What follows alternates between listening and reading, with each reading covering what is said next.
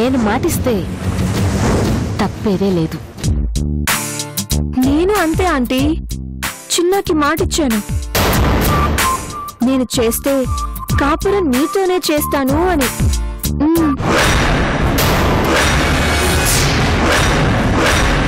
వాడేం తప్పు చేశాడని వాడికి శిక్ష పడాలి. తప్పు చేసింది మనం. అప్పుడు తెలియక చేస్తే ఇప్పుడు తెలిసి వాడిని ఇంకా ఏడిపిస్తున్నావు. ఇప్పుడు నీకోసమే వచ్చాను.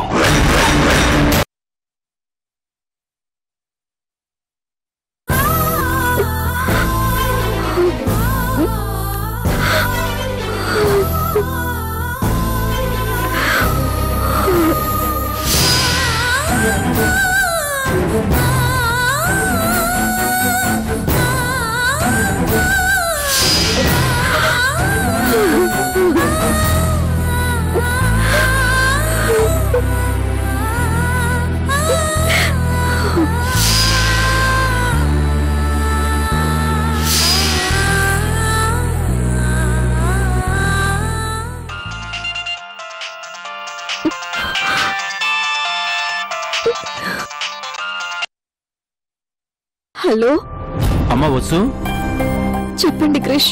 ఏంటమ్మా ఇది? ఆఫీస్కి రావడం మానేశావు, ఇంటికి రావడం మానేశావు, అసలు ఇల్లు వదిలి రావడమే లేదు. నా పరిస్థితి మీకు తెలుసు కదా క్రిష్. దాని గురించే మాట్లాడదామని ఫోన్ చేశానమ్మా. ఎంతో ధైర్యం ఉన్న దానివి నువ్వేంటమ్మా ఇంటి 4 గదుల మధ్య బందీవైపోయావు? నీకోసం ఇక్కడ చిన్న ఎదురు చూస్తున్నాడు. ఆ విషయం నీకు తెలుసా? తెలుసు క్రిష్, కానీ ఏం చేయను. అందరూ కలిసి చిన్నాని కేసుల్లో ఇరికించి నా పెళ్లి జరగనీయకుండా ఆపేశారు. నాకు తెలుసమ్మా, చిన్నాని కాపాడటం కోసం నువ్వు ఎంత త్యాగం చేసావో కూడా నాకు తెలుసు. కానీ ఒక్కసారి చిన్నా గురించి, నీ గురించి ఆలోచించు. నువ్వు లేకపోతే వాడు బ్రతుకుతాడా? వాడి జీవితం ఏమైపోతుందో ఆ మాత్రం తెలుసుకోలేవా? వాడికి చిన్నప్పటి నుంచి ప్రేమ అంటే తెలీదు, అభిమానం అంటే తెలీదు. అవన్నీ అర్థమయ్యేలా చేసింది నువ్వు. ఈరోజు మీ నాన్న అడ్డు తగిలాడని, భార్గవి అడ్డు తగులుతుందని నీ ప్రేమని వదులుకుంటారా? నేను నా ప్రేమని వదులుకోలేదు క్రిష్. ఎప్పటికైనా చిన్నానే నా భర్త, అతనితోనే నా జీవితం. నేను కేవలం చిన్నాని కాపాడటం కోసమే వెనక్కొచ్చాను, కానీ చిన్నాని మర్చిపోవటానికో అతన్ని వదులుకోవటానికో కాదు క్రిష్. ఐ లవ్ చిన్నా.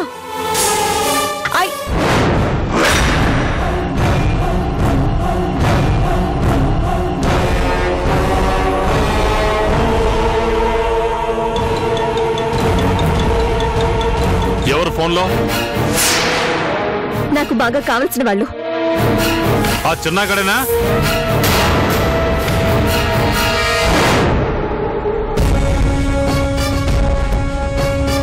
ఇంకొకసారి వాడితో మాట్లాడినట్టు కనిపించావో ఏం చేస్తారు డాడీ?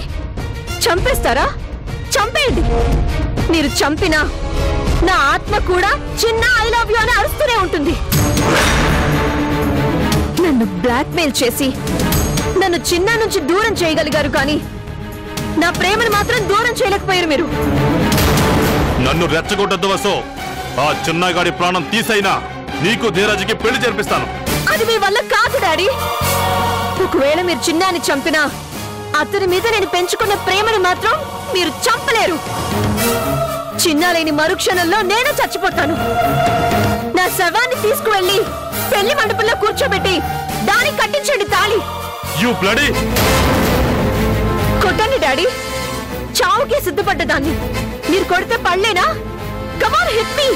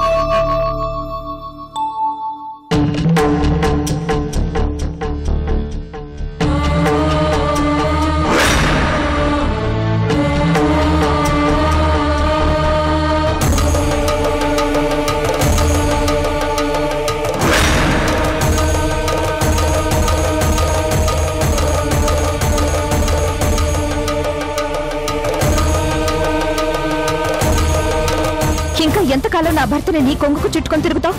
ఆయన్ని వదిలిపెట్టవా? ఎన్నాళ్ళు నన్ను ఇలా వేధిస్తావో చెప్పు.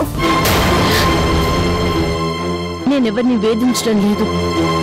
నా వల్ల ఎవరూ బాధపడ్డం నాకిష్టం లేదు. అలా అనుకున్న దానివి రాముడు లాంటి నా భర్తని ఎందుకు వల్ల వేసుకున్నావు? రాముడు దేవుడు. ఆయన ఎవరు మోసం చెయ్యలేరు, వలలో వేసుకొని లేరు. నువ్వు రానంత వరకు ఆయన దేవుడుగానే ఉన్నాడు, ఏకపత్ని వ్రతుడుగానే ఉన్నాడు. నేను తప్ప ఆయనకి మరో లోకం లేకుండా ప్రేమించాను. కానీ నువ్వొచ్చిన తర్వాత నా దేవుణ్ణి మార్చావు. మాయలేడిని చూసి నిజమని నమ్మినందుకు ఆనాటి సీత భర్తకు దూరం కావాల్సి వచ్చింది. నీలాంటి మాయలాడిని నమ్మినందుకు రాముడు లాంటి నా భర్తకు నేను దూరం కావాల్సి వచ్చింది.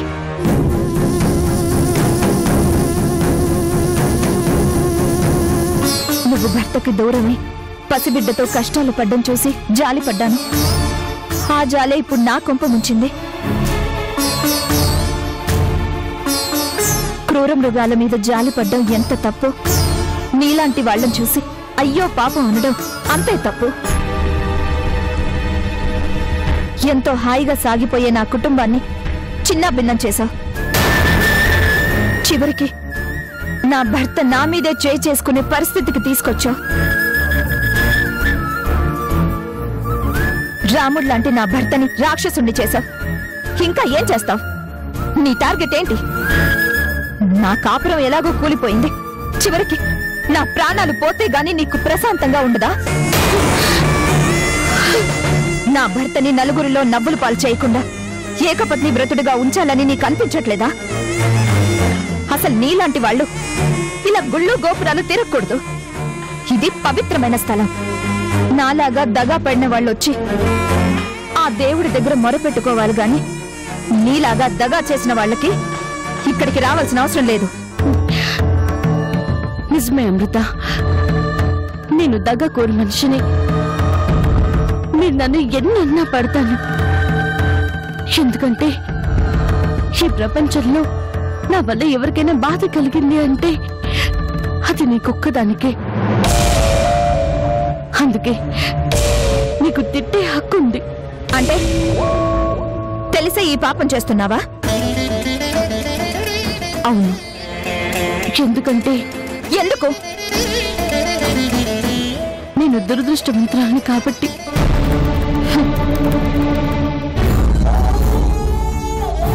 కానీ ఒక్క విషయం చెప్పనా అమృత, రాముడు లోక నిందకు భయపడి సీతను అనుమానించాడేమో కానీ సీత మాత్రం ఎప్పుడూ రాముణ్ణి అనుమానించలేదు. కానీ నీ రాముణ్ణి నువ్వు అనుమానిస్తున్నావు. సంవత్సరం పాటు భార్యకి దూరంగా ఉన్న భర్త ఏ ఆడదాంతో తిరిగాడో అని సీత అనుమానపడి ఉంటే రామాయణానికి అర్థం లేదు, భార్యాభర్తల బంధానికి విలువే లేదు. అగ్ని ప్రవేశం చేయించిన భర్తని తప్పుపట్టని గొప్ప వ్యక్తిత్వం ఆ సీత మహాతల్లిది.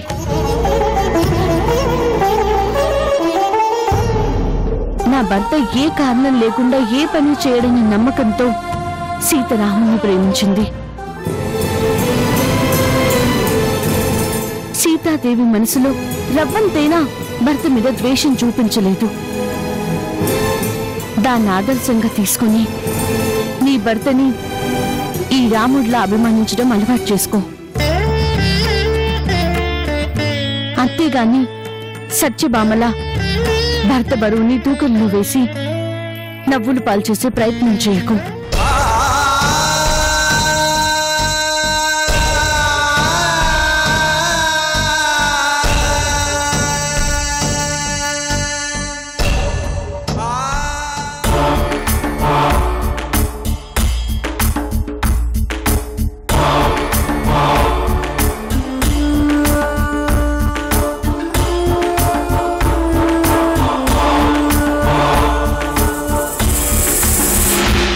అను ఆంటీ,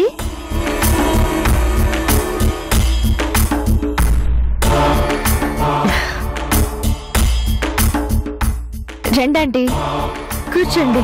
పర్వాలేదు. మీ మమ్మీ ఎక్కడమ్మా? ఇంట్లో లేరా? పైన గదిలో ఉందంటీ. మీరు కూర్చోండి, నేను పిలుచుకుని వస్తా. వద్దు, నేనే వెళ్తాను. నువ్వు కాలేజ్కి వెళ్ళలేదా? లేదా ఆంటీ. మీ మమ్మీ మూడెలా ఉంది? అదే హ్యాపీగా ఉందా డల్గా ఉందా అని. డల్గానే ఉంది. నాకు కావాల్సింది కూడా అదే కదా. నేను వచ్చాను కదా, మీ మమ్మీ మూడ్ నేను మార్చేస్తాను. Don't worry, okay?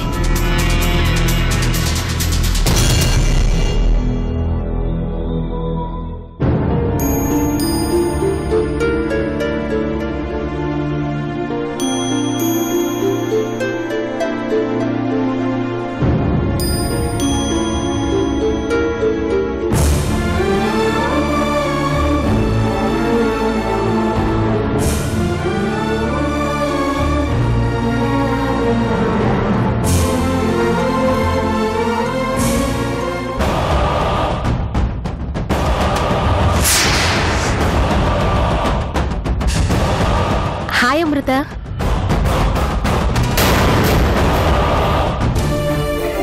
నువ్వా?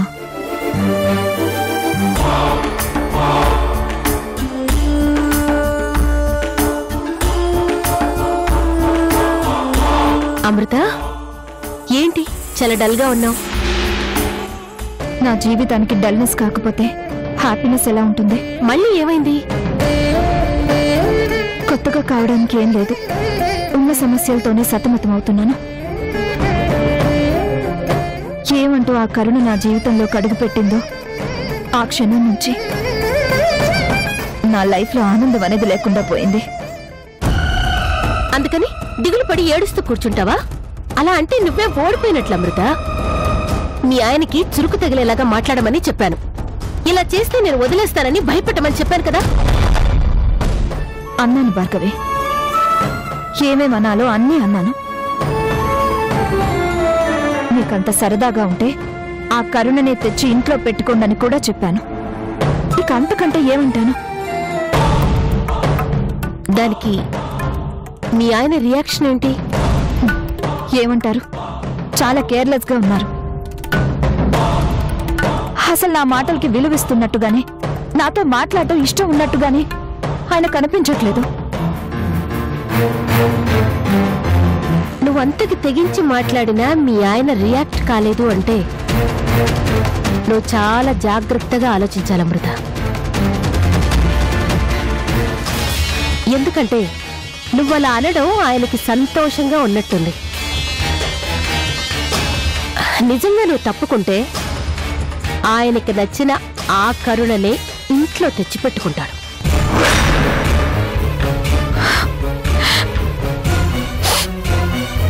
ఆయనకు అదే సంతోషమైతే అలాగే తప్పుకుంటాను. అంతకంటే ఏం చేస్తాను? కమ్మాన్ అమృత, ఆడపిల్ల ఇలా కన్నీళ్లు పెట్టుకుంటే నాకు అస్సలు నచ్చదు.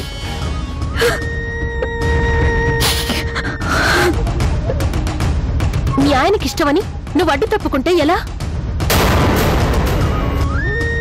నువ్వు ప్రేమించి పెళ్లి చేసుకుని 25 ఏళ్లు కాపురం చేసి ఎవరో దారిన పోయేదానికి నీ స్థానం ఇచ్చేసి వెళ్ళిపోతానంటే ఎలా? మరేం చేయమంటావు భార్గవి? నీకు నచ్చకపోతే వదిలేయాలి గాని నీ భర్తకి నచ్చకపోతే నువ్వు వదలడం ఏంటి? నాన్సెన్స్.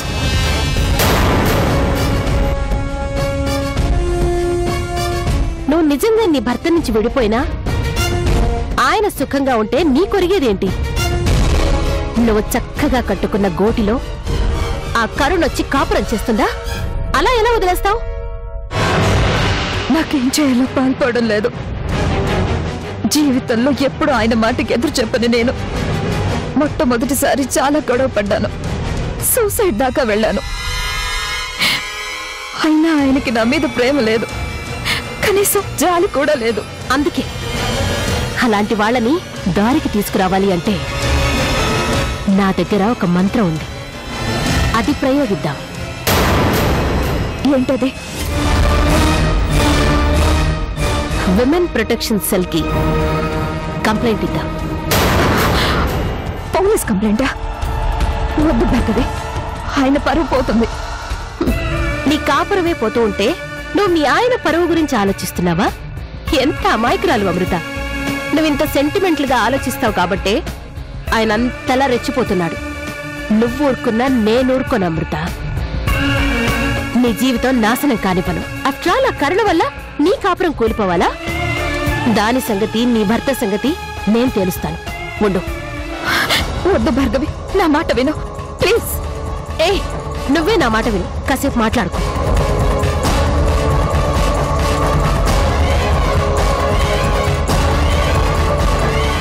హలో మేడం, నేను భార్గవిని మాట్లాడుతున్నాను.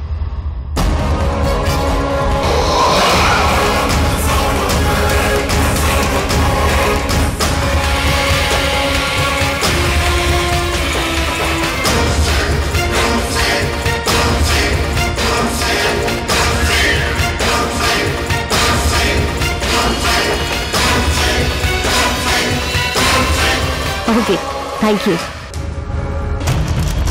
అమృత, ఇంకా నీ ప్రాబ్లం క్లియర్. ఆ ఇన్స్పెక్టర్ కి మొత్తం వివరాలు చెప్పేశాను. ఇంకా మీ ఆయన సంగతి, ఆ కరుణ సంగతి ఆవిడే చూసుకుంటుంది. ఎందుకు భార్గవి అంత తొందరపడ్డావు? తొందరపడ్డానా? ఇప్పటికే చాలా ఆలస్యం చేశాను. కానీ దీనివల్ల ఆయన ఎంత బాధపడతారో తెలుసా? ఇదిగో ఈ మంచితనమే నీ భర్తకి, ఆ కరుణకి అవకాశంగా మారింది. నీ బలహీనత ఏమిటో వాళ్ళకి బాగా తెలిసిపోయింది. అందుకే ఆడుకుంటున్నారు. ఆ ఇన్స్పెక్టర్ సంగతి నీకు తెలీదు. దెబ్బకు వీళ్ళిద్దరినీ దారికి తీసుకొస్తుంది. కానీ నాకెందుకు ఇది నచ్చట్లేదు భార్గవి. ఇప్పటిదాకా నువ్వు నీ భర్త మాటకి తలాడించటం తప్ప ఎదురు తిరగలేదు కదా, అలాగే అనిపిస్తుంది. కానీ నీ ప్రాబ్లంని సాల్వ్ చేయడానికి ఆ ఇన్స్పెక్టర్ అడుగు పెట్టగానే అప్పుడు తెలుస్తుంది నా డెసిషన్ రైటో రాంగో. ఈ పాటికే అక్కడ యాక్షన్ మొదలై ఉంటుంది.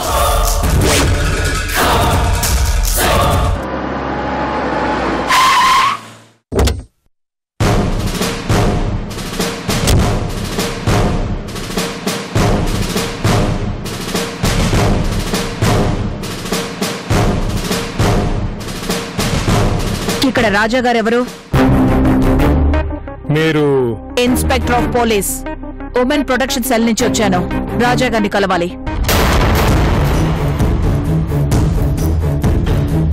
ఆయనతో మీకు పనేంటి? అది ఆయనతోనే మాట్లాడాలి, మీతో కాదు. ఆయన లోపల ఉన్నారు, ఒక్క నిమిషం కూర్చోండి, ఫోన్ చేసి చెప్తాను. ఏం అవసరం లేదు, నేనే వెళ్ళి మాట్లాడతాను.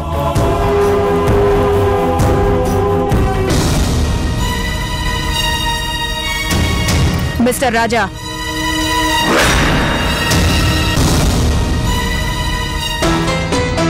మీతో కొంచెం మాట్లాడాలి. సరే, కూర్చోండి.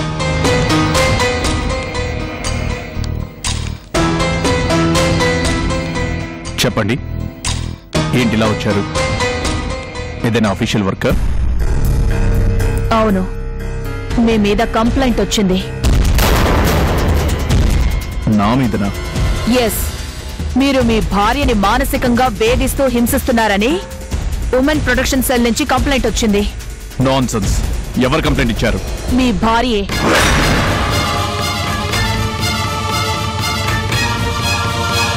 అలాంటిదేం లేదు.